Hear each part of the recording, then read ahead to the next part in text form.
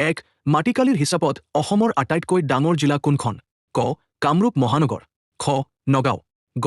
কাৰ্বি আংলং, ঘ. বৰপেটা।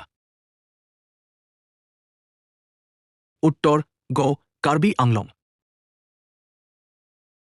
অসমৰ প্ৰথম মুখ্যমন্ত্ৰী কোন আছিল? ক. তৰুণ গগৈ, খ. গোপীনাথ বৰদলৈ, গ.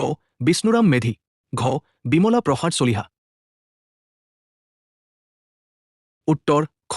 গোপীনাথ বৰদলৈ।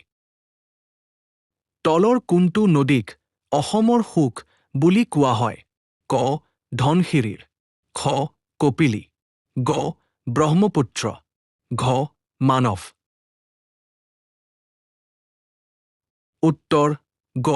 ব্ৰহ্মপুত্ৰ। অসমৰ সৰ্বোচ্চ শৃংগটোৰ নাম কি? ক. পাটকাই বিম, খ. লাইকে শৃংগ, গ. চেংহেহিছন, ঘ. মহাদেৱ শৃংগ। উত্তৰ খ. লাইকে শৃংগ।